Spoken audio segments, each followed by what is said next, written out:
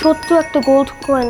এটা টিপু সুলতানের একটা গোল্ড কয়েন। আর লাগে গভর্নমেন্ট অফ পাকিস্তান 1 পাইস কয়েন, সুতা দিয়ে গলার মালা বানাতো।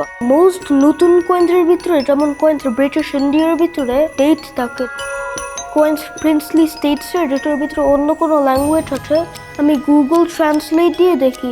পরিবারে যত মুরব্বী আছে ও যে বলতো আমার কিছু লাগবে না গিফট, পুরানো আমলের একটা কয়েন দিও। রাফাত করিম, বয়স মাত্র 10 বছর। এই বয়সে সে সংগ্রহ করেছে বিভিন্ন দেশের 3000-এর বেশি মুদ্রা।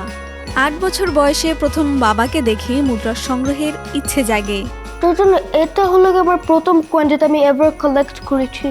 এই কয়েন হলো আমার বাবা দিয়েছিল। একই টাইপ অফ কয়েন হলো আমার বাবারও প্রথম কয়েন, আর হলো এই একই টাইপ অফ কয়েন কিন্তু ইনস্টেড গোল্ডের হলো আমার মারও ফার্স্ট গোল্ড কয়েন। এই কয়েনের হিস্ট্রি হলো 1790s-এ যায়, যখন ইস্ট ইন্ডিয়া কোম্পানি হলো প্রথম কয়েনটা ছিল যেটা হলো ওরা বাড়াইছে। যে বয়সে খেলাধুলায় ব্যস্ত থাকার কথা, সেই বয়সে রাফাত মাকে নিয়ে ঘুরে বেড়ায় বিভিন্ন মুদ্রার দোকানে দোকানে, খোঁজ রাখে পুরনো মুদ্রার নিলাম ও বিভিন্ন অনলাইন ফোরামে।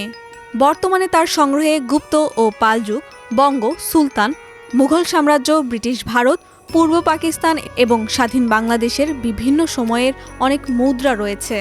পরিবারে যত মুরব্বী আছে ও যে বলতো আমার কিছু লাগবে না গিফট, পুরানো আমলের একটা কয়েন দিও।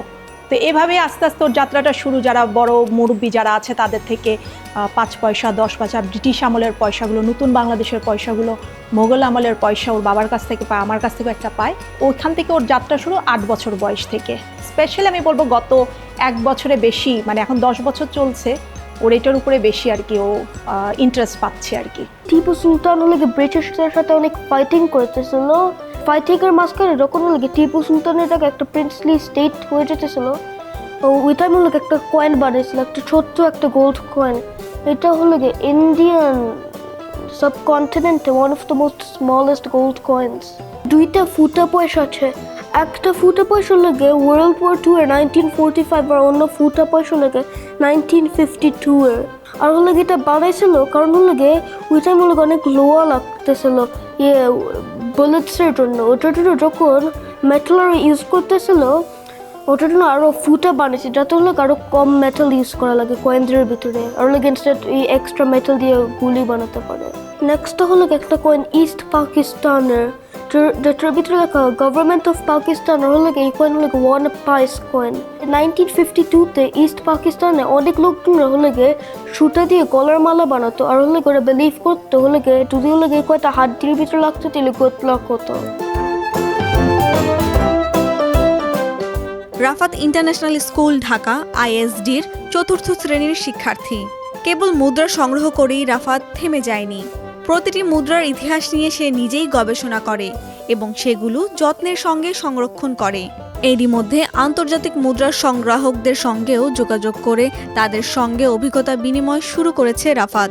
মেইনলি অনলাইন কালেক্টরস আর অ্যান্টিক শপসের থেকে কালেক্ট করি, কিন্তু কোনো সময় অকশন হাউস এও কালেক্ট করি। বলে যে মা, আমি যদি 2-3 হাজারের বছর আগের কথা না জানি তাহলে আমরা ভবিষ্যৎ কিভাবে দেখব, AI বলেন বা নতুন টেকনোলজি আমি কিভাবে জানবো, আমি যদি আমাদের অতীতটা আমরা না জানি। রাফাদের স্বপ্ন, ভবিষ্যতে তার এই সংগ্রহ দেশের ঐতিহ্য সংরক্ষণের বড় একটি অংশ হয়ে উঠবে।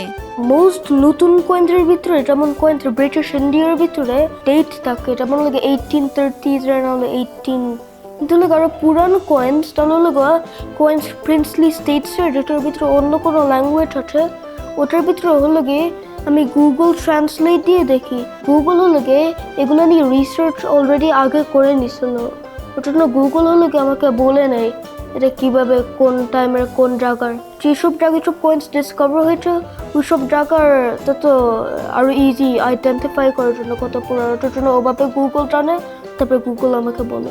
রাফাত হয়তো বা মার্শাল্লাহ অনেক লাকি, সে নিজে কালেক্ট করছে, কারণ কালের অতীতে এগুলো কিন্তু হারিয়ে যাবে এবং আমার ভয় হলো পরবর্তীতে আমরা পড়বো ঠিকই খুঁজে পাবো না। মাত্র 10 বছর বয়সে নেওয়া এই উদ্যোগ আগামী প্রজন্মকে ইতিহাস জানার জন্য অনন্য অনুপ্রেরণা যোগাবে। হাসমি জাহান, প্রথম আলো।